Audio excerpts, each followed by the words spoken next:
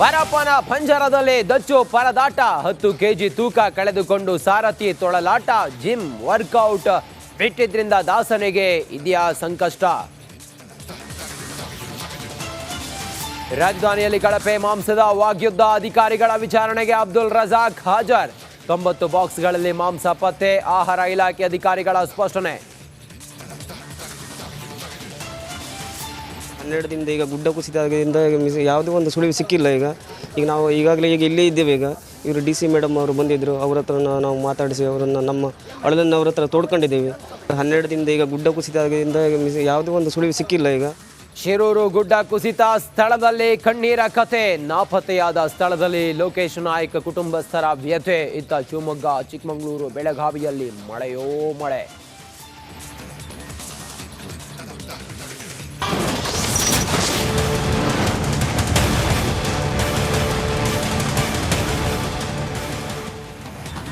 ಬೆಂಗಳೂರಿನಲ್ಲಿ ಕಳಪೆ ಮಾಂಸ ಪ್ರಕರಣಕ್ಕೆ ಸಂಬಂಧಪಟ್ಟ ಹಾಗೆ ನಿನ್ನೆ ಏನು ಹೈಡ್ರಾಮಾ ಆಗಿತ್ತು, ಇವತ್ತು 3 ಪ್ರಕರಣ ದಾಖಲಾಗಿದೆ. ಈ ಪ್ರಕರಣದಲ್ಲಿ 3 FIR ದಾಖಲಾಗಿದೆ. ಜಟಾಪಟಿ ನಡೀತಾ ಇದೆ. ಪೊಲೀಸರಿಂದ 3 ಪ್ರತ್ಯೇಕ FIR ಕೂಡ ದಾಖಲು ಮಾಡಿಕೊಂಡಿದ್ದಾರೆ. ಕಾಟನ್ಪೇಟೆ ಪೊಲೀಸ್ ಠಾಣೆಯಲ್ಲಿ 3 FIR.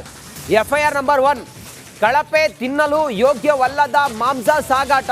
FIR ನಂಬರ್ 2 ಒಂದೇ ಜಾಗದಲ್ಲಿ ಹಲವರಿಂದ ಗಲಾಟೆಯ ಆರೋಪ.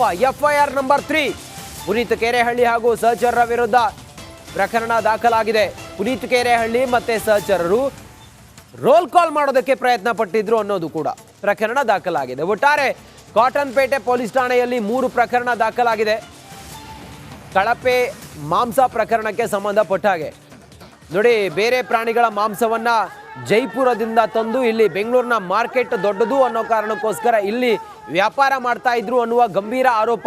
ಈ ಆರೋಪದ ಹಿನ್ನೆಲೆಯಲ್ಲಿ ನಿನ್ನೆ ಆದಂಥ ಹೈಡ್ರಾಮಾದ ಸಂಬಂಧ ಕಾಟನ್ಪೇಟೆ ಪೊಲೀಸ್ ಠಾಣೆಯಲ್ಲಿ ಒಟ್ಟು 3 ಪ್ರಕರಣಗಳು ದಾಖಲಾಗಿದೆ. FIR ನಂಬರ್ 1 ಕಳಪೆ ಆಹಾರ, ತಿನ್ನಲು ಯೋಗ್ಯವಲ್ಲದ ಮಾಂಸವನ್ನ ಸಾಗಾಟ ಮಾಡ್ತಾ ಇದ್ರು ಮತ್ತೆ ಮಾರಾಟ ಮಾಡ್ತಾ ಇದ್ರು ಅನ್ನೋದು ಗಂಭೀರ ಆರೋಪ. FIR ನಂಬರ್ 2 ಒಂದೇ ಜಾಗದಲ್ಲಿ ಹಲವರಿಂದ ಗಲಾಟೆ ಮಾಡಿದ್ದಾರೆ ಅನ್ನುವ ಆರೋಪ.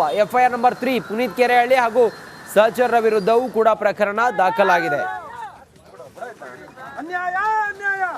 ಮತ್ತಷ್ಟು ಮಾಹಿತಿಯೊಂದಿಗೆ ನಮ್ಮ ಪ್ರತಿನಿಧಿ ನಾಗರಾಜ್ ಈಗ ನೇರ ಸಂಪರ್ಕದಲ್ಲಿ ಜಾಯ್ನ್ ಆಗಿದ್ದಾರೆ. ನಾಗರಾಜ್, ಒಟ್ಟು 3 ಪ್ರಕರಣಗಳ ದಾಖಲಾಗಿದೆ.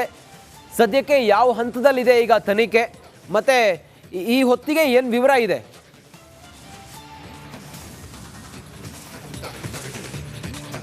ರಂಜಿತ್, ಏನು ಒಂದು ನಿನ್ನೆ ಮೆಜೆಸ್ಟಿಕ್ ರೈಲ್ವೆ ನಿಲ್ದಾಣದಲ್ಲಿ ನಡೆದಂಥ ಹೈಡ್ರಾಮಕ್ಕೆ ಸಂಬಂಧಿಸಿದಂತೆ ಕಾಟನ್ಪೇಟೆ ಪೊಲೀಸ್ ಠಾಣೆಯಲ್ಲಿ 3 ಪ್ರತ್ಯೇಕ FIRಗಳು ದಾಖಲಾಗಿರ್ತಕ್ಕಂಥದ್ದು.